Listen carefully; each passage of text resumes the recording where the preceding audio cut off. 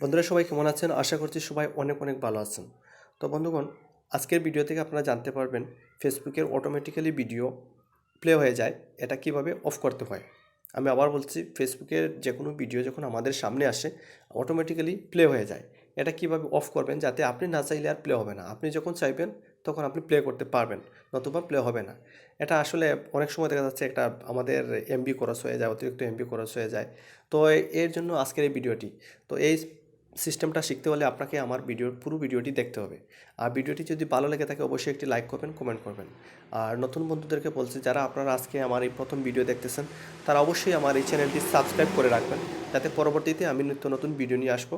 আপনাদের প্রত্যেকটি ভিডিও যাতে আপনারা দেখতে পারেন, কোনো ভিডিও যাতে আপনাদের মিস না হয়। তো চলুন আমরা ফেসবুক অ্যাপে চলে যাই। আমি আপনাদেরকে প্র্যাকটিক্যালি দেখাবো কীভাবে ভিডিওগুলি অটোমেটিক্যালি প্লে হয়ে যায়। তো আমি ফেসবুক অ্যাপে আসলাম, তারপরে এখন প্লে বাটনে ক্লিক করলাম। ক্লিক করার পরে এখানে দেখতে পাচ্ছেন যে অটোমেটিক্যালি ভিডিওগুলো প্লে হচ্ছে। দেখেন একটার পরে একটি ভিডিও প্লে হয়ে যাচ্ছে।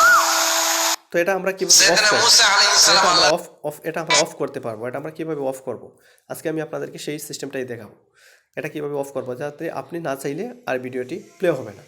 তো এর জন্য বন্ধুগণ আপনাদেরকে চলে যেতে হবে উপরে, একদম এই যে 3 ডট বাটন আছে, সেই 3 ডট বাটনে একটি ক্লিক করতে হবে। তারপরে আপনারা স্ক্রল করে একটু নিচে নেমে আসবেন। স্ক্রল নিচে নেমে আসার পর দেখেন একটা একদম নিচের উপরে আছে সেটিং অ্যান্ড প্রাইভেসি। তো সেটিং অ্যান্ড প্রাইভেসিতে এটা ক্লিক করে দিলাম। ক্লিক করার পর আর একটু নিচে আসবেন। আসার পরে দেখেন একটা শুধু সেটিং একটি অপশন আছে, সেই সেটিংয়ে একটা ক্লিক করে দেবেন।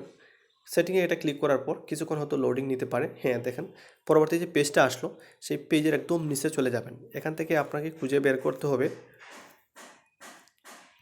এখান থেকে আপনারা খুঁজে বের করবেন মিডিয়া অ্যান্ড কন্ট্রাক্টস। দেখেন মিডিয়া অ্যান্ড কন্ট্রাক্টস, এই মিডিয়া অ্যান্ড কন্ট্রাক্টসে একটা ক্লিক করবেন। ক্লিক করার পর দেখেন এখানে অনেকগুলো অপশন শো করতেছে। তো এখান থেকে আপনি দেখেন একদম নিচের উপরে অটো প্লে একটি অপশন আছে, ওই অটো প্লে অপশনটা ক্লিক করবেন।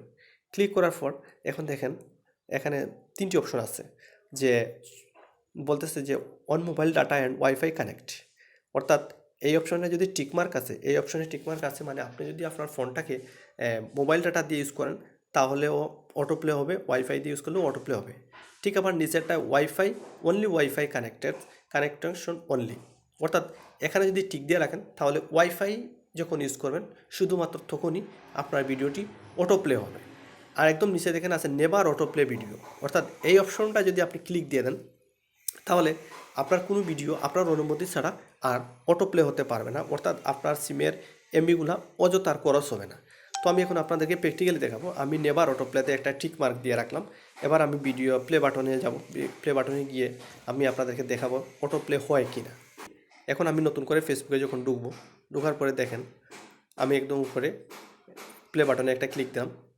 ক্লিক করার পরে এই যে ভিডিওগুলো দেখেন, এখন একটা ভিডিও আর অটো প্লে হবে না।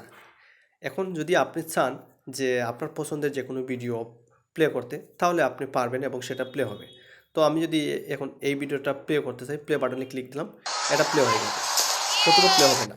দেখেন এভাবে আপনি আপনার সিমের এমবিগুলোকে সেভ করে রাখতে পারবেন, আর আপনাকে আর এই ডিস্টার্বের সম্মুখীন হতে হবে না।